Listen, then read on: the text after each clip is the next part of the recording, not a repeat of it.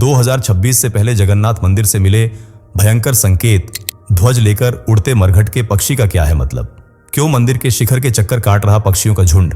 क्या सच में कलयुग खत्म हो चुका है? क्या भारत शुरू करने जा रहा है अब तक का सबसे भयंकर युद्ध? क्या हुआ बांग्लादेश में और कैसे वहां से उड़े छींटों ने भारत को गीला किया? जानने के लिए वीडियो में आखिर तक बने रहें। हिंदू धर्म ग्रंथों के अनुसार भगवान विष्णु हिमालय की ऊंची चोटियों पर बने अपने बद्रीनाथ धाम में स्नान करने पहुंचते हैं। पश्चिम में गुजरात के द्वारका में वस्त्र पहनते हैं, पुरी के जगन्नाथ में भोजन करते हैं और दक्षिण के रामेश्वरम में आराम करते हैं। द्वापर के बाद भगवान कृष्ण पुरी में निवास करने लगे और बन गए जग के नाथ अर्थात जगन्नाथ। इस तरह जगन्नाथ धाम सनातन धर्म के पवित्र 4 धामों में से एक है, जिसकी एक एक हलचल हमारे वर्तमान और भविष्य की रूपरेखा तय करती है। यहाँ भगवान जगन्नाथ बड़े भाई बलभद्र और बहन सुभद्रा के साथ विराजते हैं। जगन्नाथ मंदिर भगवान विष्णु के 8वें अवतार भगवान कृष्ण को समर्पित है और भारत के पूर्व में बंगाल की खाड़ी के पूर्वी छोर पर पुरी में स्थित है। पुरी उड़ीसा की राजधानी भुवनेश्वर से थोड़ी दूरी पर है। पुराणों में इस मंदिर को धरती का वैकुंठ कहा गया है। साथ ही श्री क्षेत्र, श्री पुरुषोत्तम क्षेत्र, शाक क्षेत्र, नीलांचल, नीलगिरी और श्री जगन्नाथपुरी ऐसे तमाम नाम इस मंदिर को दिए गए हैं। स्कंद पुराण के अनुसार पुरी एक दक्षिणवर्ती शंख की तरह है और यह 5 कोस यानी करीब 16 किलोमीटर क्षेत्र में फैला हुआ है। माना जाता है कि इसका करीब 2 कोस क्षेत्र बंगाल की खाड़ी में डूब चुका है और जिस दिन यह मंदिर समुद्र में डूब गया उस दिन दुनिया भी अपना अस्तित्व खो बैठेगी। पूरा संसार जलमग्न हो जाएगा। चारों तरफ सिवाय पानी के कुछ नजर नहीं आएगा और भविष्य मालिका में दर्ज भविष्यवाणियों के अनुसार इसके संकेत भी मिलने लगे हैं। भविष्य मालिका लगभग 1400 से 1500 के दशक में लिखा गया एक धार्मिक और चमत्कारिक ग्रंथ है, जिसे कलियुग के पंचसखाओं ने लिखा था। कहा जाता है कि उन्हें भगवान जगन्नाथ या भगवान विष्णु ने इस ग्रंथ को लिखने का मार्गदर्शन दिया था। धार्मिक ग्रंथों के अनुसार सतयुग, त्रेता युग और द्वापर युग में जब जब श्री विष्णु ने धरती पर अवतार लिया है तब तब उनके आने से पहले ही उनके करीबी भक्तजन और सभी देवी देवता मानव रूप में धरती पर आते हैं और धर्म का प्रचार करते हैं। जैसे भगवान श्री राम से पहले महर्षि वाल्मीकि ने ब्रह्मा जी के आदेश पर रामायण की रचना की। भगवान कृष्ण के अवतार से पहले ही महर्षि वेदव्यास जी ने श्री गणेश जी के आशीर्वाद पर महाभारत लिखा। इसी तरह कलियुग में भगवान कल्कि से पहले संत अच्युतानंद, बलराम दास, जगन्नाथ दास, जसवंत दास और शिशु अनंत दास ने मिलकर भविष्य मालिका पुराण की रचना की, जिसमें भगवान कल्कि के बारे में तो विस्तार से जानकारी दी ही गई है। साथ में कलियुग और इसके अंत के बारे में भी काफी कुछ लिखा गया है और भविष्य मालिका के अनुसार कलियुग के अंत के संकेत भगवान जगन्नाथ मंदिर की पावन धरा से ही मिलेंगे। सीधे शब्दों में कहें तो जगन्नाथ मंदिर में होने वाली घटनाएं इसी बात का संकेत है कि कलियुग का अंत नजदीक है और ये संकेत एक एक कर दुनिया के सामने आ रहे हैं। मालिका में लिखा था, चुलरू पत्थर जेबे खसिब सूत खसिले अनला बेढ़ा रू हैब ए कलिहत। अर्थ, जब श्री जगन्नाथ धाम के मुख्य मंदिर से पत्थर गिरेगा तब समझना चाहिए कि कलियुग का अंत निकट है। यह भविष्यवाणी 16 जून 1990 से पहले तक काल्पनिक नजर आती थी, लेकिन इसी दिन मंदिर के आमला बेढ़ा से एक विशाल पत्थर गिरा, पर कैसे और कहां से कोई नहीं जानता। इसकी जांच के लिए केंद्रीय भवन विभाग द्वारा एक समिति भी बनाई गई, लेकिन आज भी वैज्ञानिकों के पास इस सवाल का जवाब नहीं है कि 1 टन से ज्यादा वजनी यह पत्थर कहां से और कैसे गिरा। हालांकि ये तो बीती बात हो गई, लेकिन 2026 की शुरुआत से ही पहले मंदिर में एक ऐसा अनोखा दृश्य देखने को मिला जिसने सभी के होश उड़ा दिए। दरअसल पुरी का जगन्नाथ एक चमत्कारी मंदिर है, जिससे जुड़े कई रहस्य ऐसे हैं जो आज भी अनसुलझे हैं। जैसे मंदिर के मुख्य शिखर की छाया कभी भी जमीन पर नहीं पड़ती। कुछ इसे जगन्नाथ प्रभु का चमत्कार कहते हैं तो कुछ वास्तुकला का जादू। मंदिर की रसोई भी रहस्यों से भरी हुई है, जहां 400 से ज्यादा चूल्हों पर 56 तरह का भोजन पकाया जाता है, वो भी एक के ऊपर एक रखे मिट्टी के 7 बर्तनों में। और सबसे हैरानी की बात यह है कि इन बर्तनों में सबसे पहले ऊपर वाले बर्तन में रखा खाना पकता है और सबसे आखिर में निचले बर्तन का। मंदिर को लेकर एक मान्यता यह भी है कि इसके ऊपर से कभी कोई हवाई जहाज, कोई हेलीकॉप्टर नहीं गुजरता। यहां तक कि कभी कोई पक्षी भी इसके ऊपर नहीं उड़ सकता, क्योंकि गरुड़ भगवान उनकी रक्षा करते हैं। लेकिन मालिका में 600 साल पहले ही संत अच्युतानंद दास ने लिखा था बड़ देउल रूप पत्थर जेबे खसिब, पुण गृध्र पक्षी जे बसिब अरुण रस्तंभेण। मतलब मंदिर के शिखर पर जब जब मरघट का पक्षी यानी चील बैठा या उड़ता हुआ दिखाई देगा, तब तब मानव सभ्यता किसी बड़े संकट की ओर जाएगी। और 10 दिसंबर 2025 को यह नजारा देखने को मिला, जब अचानक से ढेर सारे गिद्ध मंदिर के शिखर पर लगे ध्वज और चक्र के चारों ओर मंडराते नजर आए। यह वीडियो क्लिप सोशल मीडिया पर भी तेजी से वायरल है, जिसमें घंटों तक गिद्धों का झुंड शिखर के इर्द गिर्द घूमता रहा है। जबकि शास्त्रीय परंपरा के अनुसार अगर किसी घर पर गिद्ध बैठ जाए तो वह उस घर में रहने वाले लोगों को आने वाले खतरे से आगाह करने का संकेत लेकर आता है। इसी तरह जगन्नाथ मंदिर के ऊपर गिद्धों का यूं चक्कर काटना भी आने वाले महासंकट का संकेत माना जा रहा है। और कहीं ना कहीं ये संकेत हकीकत का रूप लेते भी नजर आ रहे हैं। और ये हकीकत भारत के लिए काफी डरावनी साबित हो सकती है। आप सभी को इतना तो पता ही होगा कि बांग्लादेश में अभी भी हालात ठीक नहीं है। 20 अगस्त 2024 को जो हिंसा शुरू हुई थी, उसकी चिंगारी समय समय पर देश में रह रहे हिंदुओं को झुलसा रही है। इसी हिंसक माहौल के बीच एक नाम तेजी से चमक रहा था, उस्मान हादी। हादी शेख हसीना के खिलाफ जुलाई 2024 में हुए छात्र आंदोलन के प्रमुख नेताओं में से एक था, जो अक्सर भारत के खिलाफ झर उगलता था।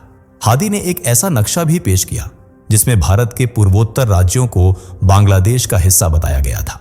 मोहम्मद यूनुस के शासन में हादी भी एक जाना माना पॉलिटिकल लीडर बन चुका था। लेकिन 12 दिसंबर को ढाका में नमाज के बाद जब वह रिक्शा में बैठकर कहीं जा रहा था, तब बाइक सवार अज्ञात हमलावरों ने उसे गोलियों से भून दिया। गोली हादी के सिर में लगी और वह वहीं गिर पड़ा। सांसें अभी भी चल रही थीं, इसलिए उसे तुरंत अस्पताल में भर्ती कराया गया और फिर सिंगापुर ले जाया गया। लेकिन 6 दिन बाद उसकी जान चली गई। हादी के मरने से बांग्लादेश एक बार फिर धधक उठा और उसे मारने का इल्जाम भारत के मत्थे मढ़ दिया गया, क्योंकि वह भारत के खिलाफ बयानबाजी करता था। इसी शक्कर में बांग्लादेशी हिंदुओं को एक बार फिर निशाने पर ले लिया गया। प्रदर्शनकारियों ने सांस्कृतिक संगठन छाया नोट भवन पर हमला किया। इतना ही नहीं, शेख हसीना की पार्टी आवामी लीग के सदस्यों को जान से मारने का खुलेआम ऐलान किया गया। अखबार प्रथम आलो के दफ्तर को जलाकर राख कर दिया गया, क्योंकि यह न्यूज़पेपर इंडिया का पक्ष लेता था। इसी तरह डेली स्टार नाम के न्यूज़पेपर के ऑफिस को भी जलाकर भस्म कर दिया गया। जब आग लगाई गई, तब ऑफिस में 30 से ज्यादा रिपोर्टर मौजूद थे, जिन्हें जैसे तैसे स्काई लैडर लगाकर सेना ने बचाया। बड़े पैमाने पर तोड़फोड़ और आगजनी की गई। इंडियन एम्बेसी यानी भारतीय सहायक उच्चायोग को भी निशाना बनाया गया। इंडियन डिप्लोमेट्स को मारने की कोशिशें हुई, जो इंटरनेशनल रूल्स के अनुसार एक्ट ऑफ वॉर है। लेकिन इंडिया के लिए इस वक्त किसी भी वॉर में कूदना खतरे की घंटी है, जबकि बांग्लादेशी जिहादी जनता कुछ भी सुनने समझने को तैयार नहीं है।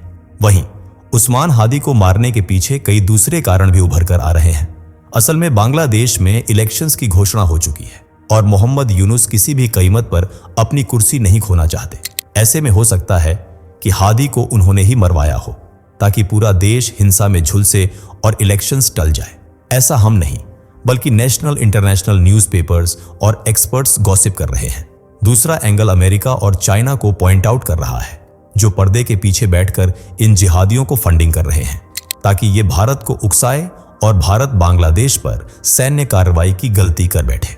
लेकिन सोचने वाली बात यह है कि 10 दिसंबर को जगन्नाथ मंदिर के ऊपर पक्षी मंडराते नजर आए और 12 दिसंबर को हादी मारा गया और अब बांग्लादेश भारत के पीछे पड़ चुका है। लेकिन ज्योतिषीय गणना के अनुसार वर्तमान भारतीय कुंडली में मंगल की महादशा है। ऐसे में भारत का किसी भी युद्ध में उतरना मुसीबत बन सकता है। कम से कम 11 मार्च 2026 तक तो भारत और सेना को सब्र बनाए रखना होगा, क्योंकि 11 मार्च को जब देवगुरु बृहस्पति मिथुन राशि में प्रवेश करेंगे, तब वह और जनवरी के नक्षत्र मिलकर युद्ध का योग बनाएंगे। भविष्य मालिका के चौकड़ा मोड़ ग्रंथ में अच्युतानंद जी ने कहा है कि 6-7 मिसाइल तेरो जगह करो, यही ठोर घोर युद्ध भारत वक्षर। अर्थ 6 के संग 7 और फिर 13 को मिला देना। इसी अंक में भारत में भीषण युद्ध देखने को मिलेगा। यहाँ 6 + 7 + 13 यानी टोटल है 26।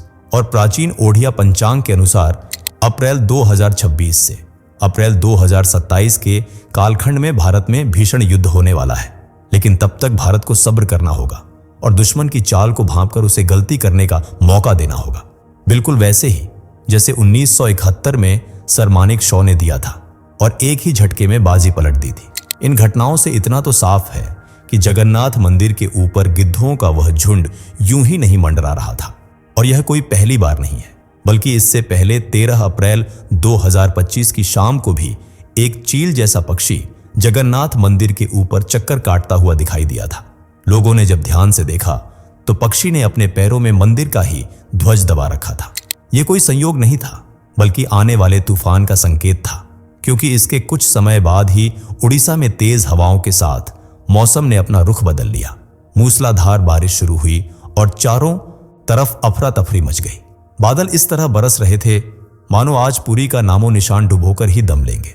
लेकिन कुछ घंटों बाद ही तूफान शांत हुआ, पर तब तक वह पक्षी आसमान से कहीं गायब हो चुका था। वह कहां गया और उसके पंजों में दबा वह ध्वज भी कहां गया, किसी को नहीं पता। लेकिन इस अशुभ संकेत के परिणाम बहुत घातक हुए। इसके ठीक 9 दिन बाद 22 अप्रैल को पहलगाम में आतंकी हमला हुआ और बेगुनाह लोगों को आतंकियों ने मार गिराया। इस हमले में मारे गए भारतीयों की शहादत को याद करते हुए भारत ने भी 7 मई को पाकिस्तान के घर में घुसकर हमला किया और कई सारे आतंकी ठिकानों और आतंकवादियों को ढेर कर दिया। इतना ही नहीं, 7 सितंबर 2024 को भी मंदिर के ऊपर लगे झंडे पर गिद्ध पक्षी बैठा नजर आया, जिसके तुरंत बाद ही सदी का सबसे भयानक तूफान टाइफून यागी ने वियतनाम में त्राही त्राही मचा दी। यह 70 वर्षों में वियतनाम की धरती पर उठा सबसे खतरनाक तूफान था, जिसमें सैकड़ों लोगों की जान गई, जबकि 3 लाख से भी ज्यादा घर तहस नहस हो गए। वहीं 8 दिसंबर 2024 को असद शासन के पतन के बाद इजराइल ने दक्षिण पश्चिम सीरिया पर हमला कर दिया और इजरायली कब्जे वाले गोलान हाइट्स से सटे बफर जोन पर अपना कब्जा बनाए रखा। इसी दरमियान यूक्रेन और रूस के बीच भी हमलों का दौर बढ़ गया और इन सभी घटनाओं को अगर हम संयोग कहें तो गलत होगा, क्योंकि यह एक पैटर्न है जो बताता है कि दुनिया में बढ़ रहा पाप, अधर्म, हिंसा और जान लेने का सिलसिला आने वाली बड़ी तबाही से पहले की शुरुआत है, जिसमें शायद इंसानी सभ्यता पूरी तरह से ढह जाने वाली है। हालांकि कुछ लोग कहेंगे कि कलयुग तो 4,32,000 साल का है और अभी तो इसे ठीक से 5,000 साल ही हुए हैं। ऐसे में कलयुग का अंत इतनी जल्दी कैसे आ सकता है? तो इसका जिक्र भी मालिका में किया गया है, जिसके अनुसार 4,32 सहस्त्र कलियुग र अटई आयुष, पाप भारा रे कली तुटी जिब, 5 सहस्त्र कली भोग होइब। अर्थ, कलियुग की आयु 4,32,000 वर्ष है, लेकिन मनुष्यों के पाप कर्मों की वजह से इसकी आयु कम होकर 5,000 वर्ष ही रह जाएगी। वर्तमान समय में कलियुग की उम्र का 5,125वां साल चल रहा है। इसका सीधा सीधा अर्थ है कि कलियुग समाप्त हो चुका है और वर्तमान समय में हम सभी युग संध्या या संगम युग में जी रहे हैं, जिसे आप युग परिवर्तन का समय भी कह सकते हैं, जो सबसे ज्यादा कष्टों और आपदाओं से भरा होता है। इसीलिए युद्ध, बीमारियां, मार धाड़, धर्मों में अनेकता और इंसान के प्रति नफरत का रवैया बढ़ रहा है, क्योंकि यह समय छांटनी का है, जिसमें बुरे लोगों को छांटकर उनके कर्मों का फल दिया जाएगा और सिर्फ अच्छे लोग ही पवित्र युग में आगे बढ़ेंगे। चतवार्याहु सहस्त्राणि तत्कृतम युगम तस्य तावच्छता संध्या संध्यांशश्च तथा विधा। हिंदू शास्त्रों में वर्णित इस श्लोक के अनुसार भी कलियुग की आयु 4,000 वर्ष से कुछ ही ज्यादा है, लगभग 4,800 वर्ष। लेकिन आपका क्या मानना है? कमेंट करके जरूर बताइए। वीडियो पसंद आई हो तो लाइक, शेयर कर चैनल को सब्सक्राइब और बेल आइकन को प्रेस भी कर लीजिए। मिलते हैं अगली वीडियो में, तब तक के लिए bye bye and take care. दोस्तों, आपके स्क्रीन पर 2 और वीडियोस दिख रही हैं, जिसे देखने के लिए स्क्रीन पर क्लिक करें। दोनों देखिएगा, बहुत अच्छी वीडियो बनी है।